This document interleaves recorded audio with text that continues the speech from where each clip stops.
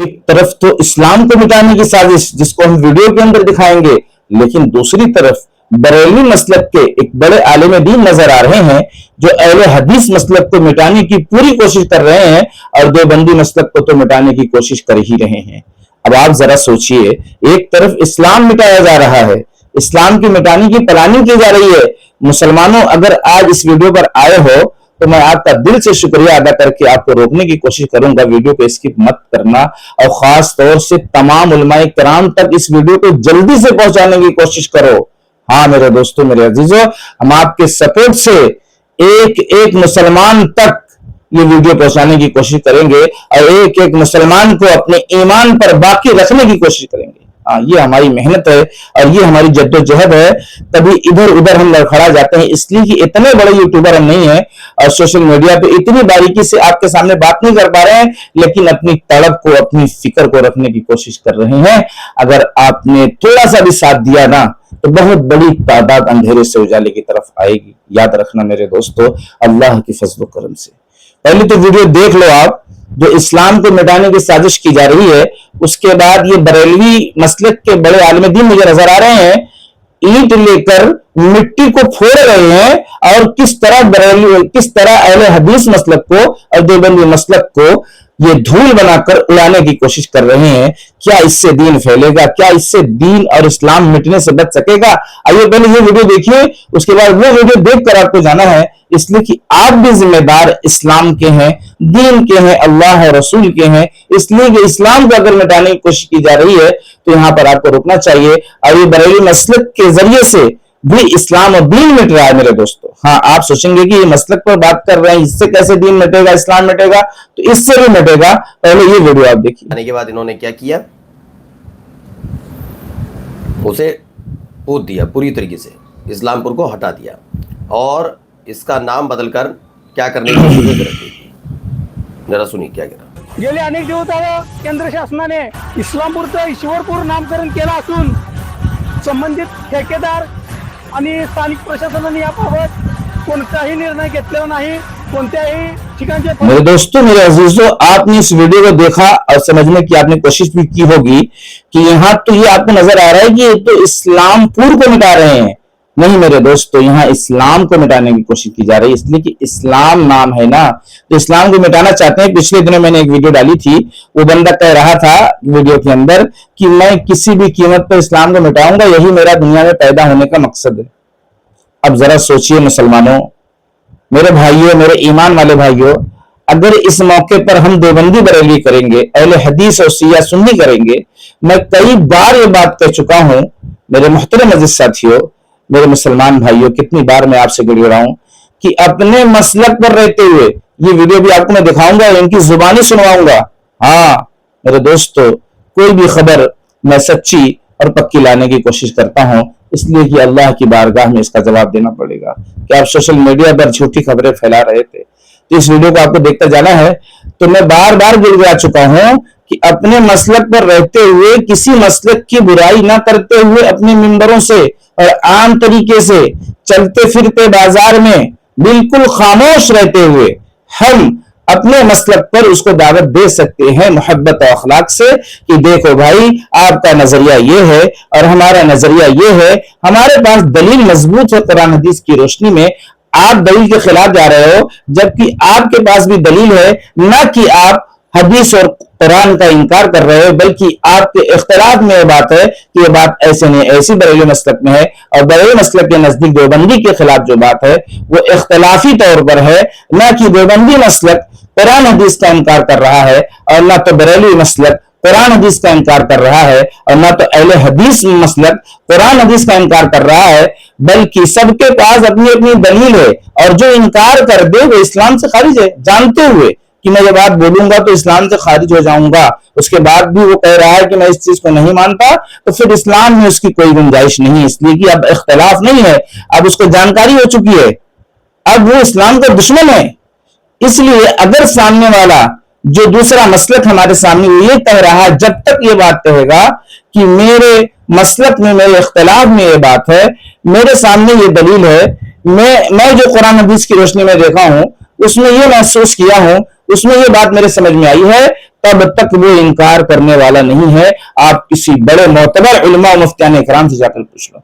हाँ, जानते हुए इख्तलाफ को साइड में करते हुए कह रहा है कि मैं ये चीज नहीं मानता, तो फिर उसके ईमान का खतरा है।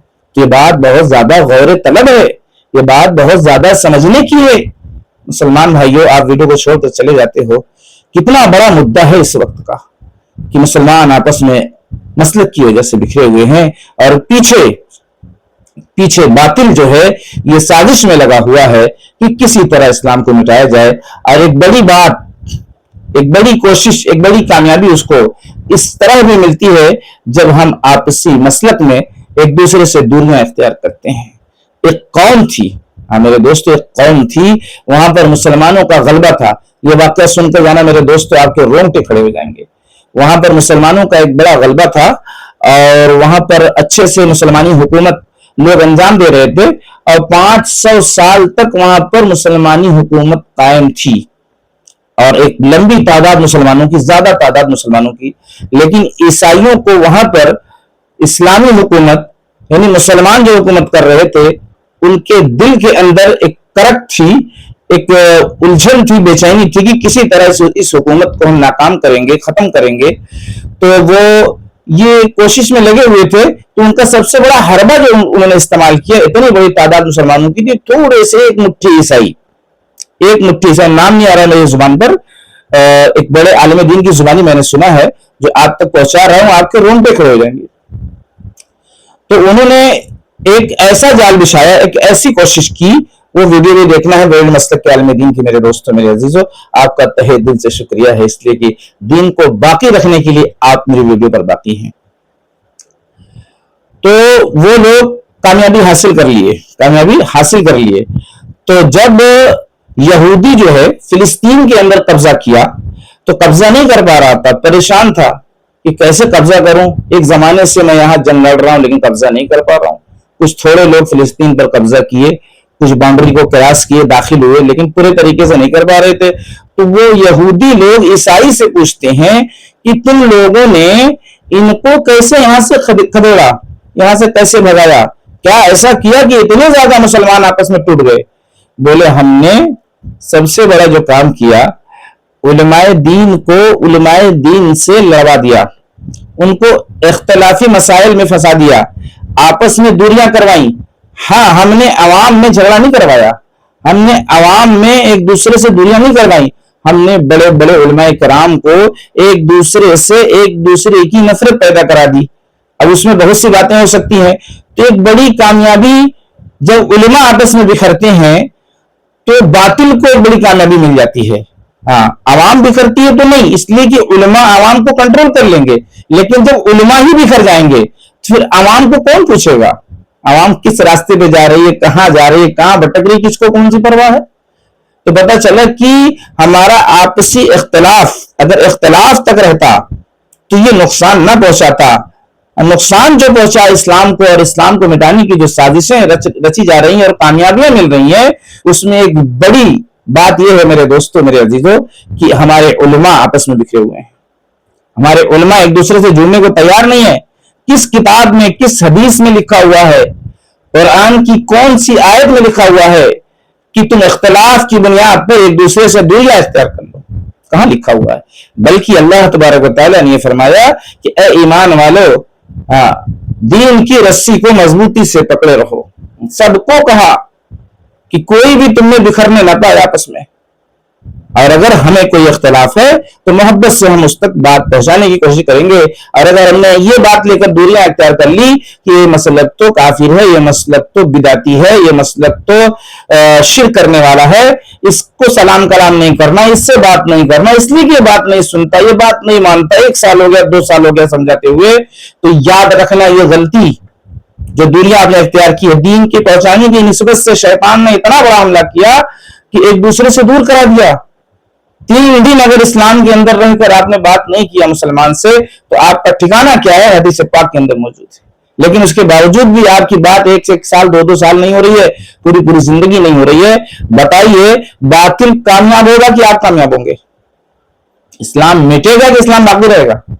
किसी कीमत पर आपकी ख्वाहिश पूरी नहीं हो सकती। आप इसी तरह जल कर खाक हो जाएंगे, जल कर खाक हो जाएंगे, आपके बदन का खून जल जाएगा। एक दूसरे को सलाम कलाम न करने से बदन के अंदर भी कमजोरी पैदा होती है और तरह तरह की बीमारियों से तरह तरह की बीमारियों का सामना करना पड़ता है।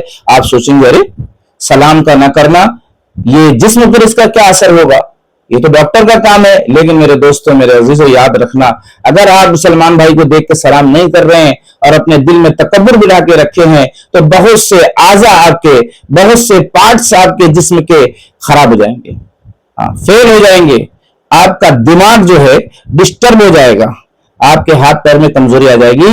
ये ऐसी भयानक बीमारी है, एक दूसरे से दूरियां पैदा करना। लेकिन मेरे दोस्तों, ये सब बात बताने वाले बहुत कम है आज के दौर में, लेकिन मुझसे रहा नहीं गया, इसलिए कि ये दूरियां हमें बहुत ज्यादा कमजोर कर रही हैं। जो मोमलिज्म के शिकार हो रहे हैं हमारे मुसलमान भाई, यही कमजोरी है, जो एक दूसरे से दूरियां हमने इख्तियार करके रखी है। तो आज से ये नियत करो कि हम लोग एक दूसरे से मोहब्बत करते हुए, एक दूसरे के साथ बैठकर, एक दूसरे के साथ खा पी कर अपने अपने मसलक पर अमल करेंगे। और हो सकेगा, अगर दिल में एक तड़प है कि मेरे भाई के पास दलील कमजोर है, मेरे भाई के पास दलील सही नहीं है, तो उसका एक रास्ता है हुजूर अकरम सल्लल्लाहु तआला अलैहि वसल्लम के अखलाक। अब आप इंतशार से, शिद्दत से नाराज होकर, मुंह फेर कर आप किसी को दावत नहीं दे सकते, इसलिए कि आप इस तरह करके एक जमाने से देख चुके हैं, कोई मसला हल नहीं हुआ, बल्कि आपका नुकसान उल्टा हो गया, आपका सलाम कलाम बंद हो गया। आपने ये कोशिश की कि ये बात कुरान हदीस की दलील में है, तो ये मसला वाला क्यों नहीं मान रहा है। ये चीज आपके अंदर एक चिढ़ पैदा करने का जरिया बन गई और कहीं ना कहीं से ये बात दिल के अंदर रासिक हो गई, ये मानने के लिए तैयार नहीं है। यानी कि हिदायत की जिम्मेदारी, ये अमल, ये सोच आपके अंदर ये पैदा करा रही है कि हिदायत मेरे ही हाथ में है, इसलिए आप उससे गुस्सा है, इसलिए आप उससे नाराज हैं। अगर हकीकत में ये बात दिल के अंदर यकीनी तौर पर उतरी हुई है कि हिदायत की जिम्मेदारी अल्लाह की है, तो आप कभी भी दूसरे मसलक वाले से दूरी न करते।